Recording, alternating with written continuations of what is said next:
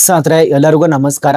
ನಾನು ಪ್ರಶಾಂತ್. ಸ್ನೇಹಿತರೆ ಆಗಸ್ಟ್ 1ನೇ ತಾರೀಕಿನಿಂದ ಫೋನ್ ಪೇ ಅದ ನಂತರ UPI ಇದ್ದವರಿಗೆ 7 ಹೊಸ ಬದಲಾವಣೆ ಮಾಡಿದ್ದಾರೆ. ಇದ್ರ ಬಗ್ಗೆನೇ ತಿಳಿಸ್ಕೊಡ್ತಾ ಇರೋದು.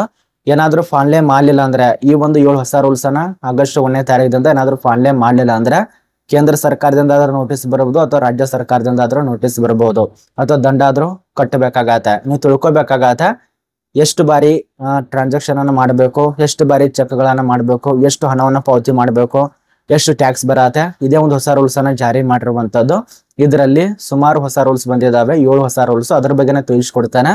ಈ ಒಂದು ವಿಡಿಯೋ ಆದಷ್ಟು ಕೊನೆತನಕ ನೋಡಿ. ನಿಮ್ಮೊಂದು ಒಳ್ಳೇದಕ್ಕಾಗೇನೆ ಹೇಳ್ತಾ ಇರೋದು, ಕೆಟ್ಟದಕ್ಕಲ್ಲ, ಒಳ್ಳೇದಕ್ಕಾಗೇನೆ ಹೇಳ್ತಾ ಇರೋದು. ವಿಡಿಯೋ ಕೊನೆತನಕ ನೋಡಿ. ಸುಮಾರು 4 ರಿಂದ 5 ನಿಮಿಷ ಮಾತ್ರ ಇರತ್ತೆ, ಆದ್ರೆ ನಿಮ್ಮ ಲಕ್ಷ ಗಟ್ಲೆ ಹಣ ಉಳಿತಾಯ ಆಗತ್ತೆ. ಅರ್ಥ ಮಾಡ್ಕೊಳ್ಳಿ.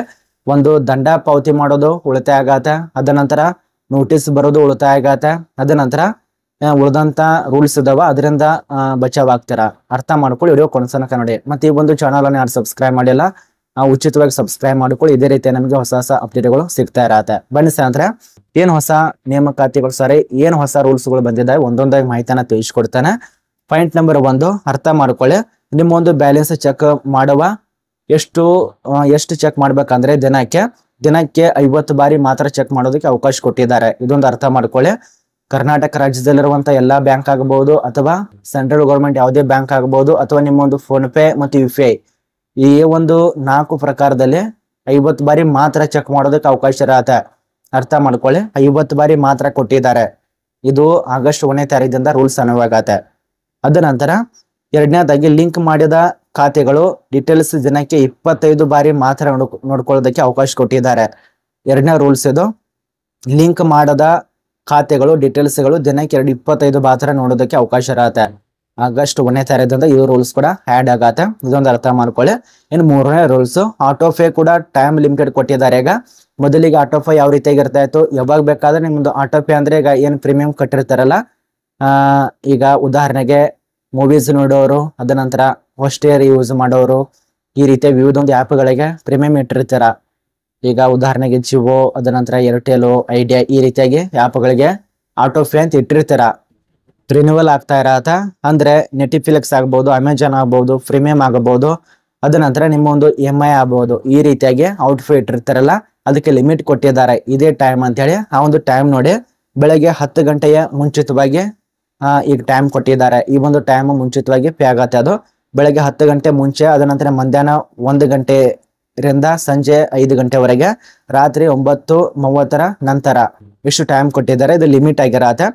ಇನ್ನು 4ನೇ ರೂಲ್ಸ್, ಪಾವತಿ ಫೇಲ್ ಆದರೆ ದಿನಕ್ಕೆ ಕೇವಲ 3 ಬಾರಿ ಮಾತ್ರ ಟೆಡ್ಸ್ ಅನ್ನ ಚೆಕ್ ಮಾಡೋದಕ್ಕೆ ಅವಕಾಶ ಇರತ್ತೆ.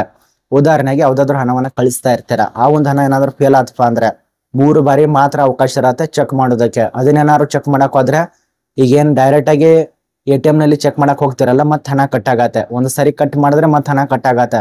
ಮತ್ತೊಂದ್ಸಲಿ ಎಂಟ್ರಿ ಮಾಡಕ್ ಹೋಗ್ತೀರ, ಮತ್ತೆ ಹಣ ಕಟ್ಟಾಗತ್ತೆ. ಮತ್ತೊಂದ್ಸಲಿ ನೋಡಕ್ ಹೋಗ್ತಾರೆ, ಮತ್ತೆ ಹಣ ಕಟ್ಟಾಗತ್ತೆ. ಈ ರೀತಿಯಾಗಿ ಹಣವನ್ನ ಕಟ್ಟಾಗುವ ಸಾಧ್ಯತೆ ಇರತ್ತೆ ಆಗಸ್ಟ್ 1ನೇ ತಾರೀಕಿನಿಂದ. ಇದು ಹೊಸ ರೂಲ್ಸ್ ಅನ್ನ ಆಡ್ ಆಗ್ತಾ ಇದೆ.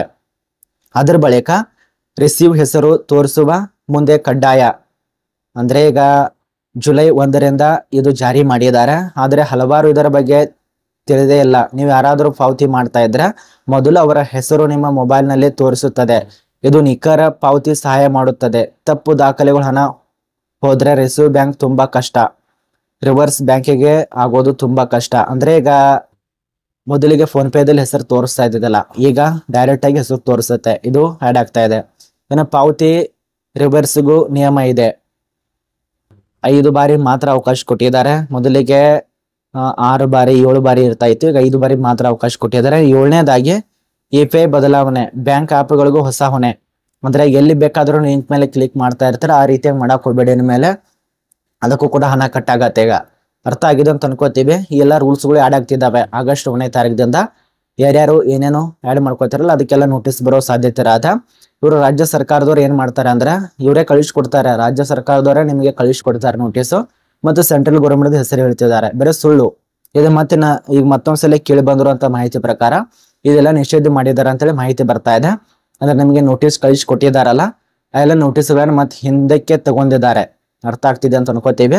ಈಗ 50 ಲಕ್ಷನೋ 60 ಲಕ್ಷನ ಕೊಟ್ಟಿದ್ದಾರಲ್ಲ ಆ ಒಂದು ನೋಟಿಸ್, ಅದರಲ್ಲಿರುವಂತ ನಿಯಮಗಳಿಗೆ ತಕ್ಕಂತೆ ಇವರು ಹೊಣೆಯಾಗಿದ್ದಾರೆ ಅಂತ ಹೇಳಿ ರಾಜ್ಯ ಸರ್ಕಾರ ಮತ್ತೆ ಹಿಂದಕ್ಕೆ ಪಡೆದಿದೆ. ಕೇಂದ್ರ ಸರ್ಕಾರದಿಂದ ಜಾರಿ ಮಾಡಿದ್ರೆ ಅದೇನೋ ಆಗ್ತಿತ್ತು, ಇವರೇ ರಾಜ್ಯ ಸರ್ಕಾರದಲ್ಲಿ ಹಣ ಇಲ್ಲ ಅಂತ ಹೇಳಿ ಈ ರೀತಿಯಾಗಿ ಕೇಂದ್ರ ಸರ್ಕಾರದ ಹೆಸರನ್ನ ಸುಳ್ಳು ಸುದ್ದಿ ಹೇಳಿ ಇವ್ರು ನಿಮಗೆ ಕೊಟ್ಟಿದ್ದಾರಲ್ಲ ಆ ಒಂದು ಇನ್ಕಮ್ ಟ್ಯಾಕ್ಸ್ ಗಳಿಂದ ನೋಟಿಸು, ಆ ಎಲ್ಲ ನೋಟಿಸನ್ನ ಹಿಂದಕ್ಕೆ ಪಡೆದಿದ್ದಾರೆ ಅಂತ ಹೇಳಿ ಮಾಹಿತಿ ಬಂದಿರತ್ತೆ. ಸಿಎಂ ಸಿದ್ದರಾಮಯ್ಯ ತಿಳಿಸ್ಕೊಟ್ಟಿದ್ದಾರೆ. ಇನ್ನು ಕಾದ್ ನೋಡ್ಬೇಕಾಗಿದೆ, ಅವ್ರು ಮೊದಲಿಗೆ ತಿಳಿಸ್ಕೊಡ್ಬೇಕಲ್ಲ, ಈ ರೀತಿ ನಾನು ನಿಮಗೆ ನೋಟಿಸ್ ಕಳಿಸ್ಕೊಡ್ತಾ ಇದ್ದೇವೆ, ಒಂದು ವರ್ಷದ ಮುಂಚಿತವಾಗಿನೇ ತಿಳಿಸ್ಕೊಟ್ರೆ ಎಲ್ಲರೂ ಜಾಗೃತರಾಗ್ತಾ ಇದ್ರು, ಸ್ವಲ್ಪ ಕಡಿಮೆ ಟ್ರಾನ್ಸಾಕ್ಷನ್ಗಳು ಅಥವಾ UPI ಬಳಸ್ತಾ ಇರ್ಲಿಲ್ಲ. ಈಗ ಸಡನ್ ಆಗಿ ಈ ರೀತಿಯ ಕೊಟ್ಟು ಬಿಟ್ರೆ ಜನರಿಗೆ ಏನ್ ಅನ್ಕೋತಾರೆ, ಎದೆ ಹೊಡೆದಾರ ಗೊತ್ತಾಗತ್ತೆ. ಅಕಸ್ಮಾತ್ ನಿಮಗೆ ಒಂದು 50 ಲಕ್ಷ 60 ಲಕ್ಷ ನೋಟಿಸ್ ಬಂದ್ರೆ ನಿಮ್ಗೆ ಹೇಗೆ ಅನಿಸುತ್ತೆ ಹೇಳಿ, ಎದೆ ಹೊಡೆದಾರ ಗೊತ್ತ ಅನ್ಸುತ್ತಲ್ಲ, ಅದೇ ರೀತಿಯಾಗಿ ಮಾಡ್ಕೊಂಡು ಈಗ CM ದವರು ಈ ಒಂದು ನೋಟಿಸ್ ಗಳನ್ನ ಹಿಂದಕ್ಕೆ ಪಡೆಯೋದಕ್ಕೆ ಸ್ಟಾರ್ಟ್ ಮಾಡಿದ್ದಾರೆ. ಅರ್ಥ ಆಗಿದೆ ಅಂತ ಅನ್ಕೋತೀವಿ. ಇದ್ರ ಬಗ್ಗೆ ಏನೇ ಡೌಟ್ ಇತ್ತಂದ್ರೆ ಕಮೆಂಟ್ ನ ತಿಳಿಸಿ. ಈಗ ಎಲ್ಲರೂ ಜನರು ಆಕ್ರೋಶ ವ್ಯಕ್ತಪಡಿಸಿದಾಗ ಈ ಒಂದು ನಿಯಮನ ಜಾರಿ ಮಾಡಿದ್ದಾರೆ. ಅರ್ಥ ಆಗಿದೆ ಅಂತ ಅನ್ಕೋತೀವಿ.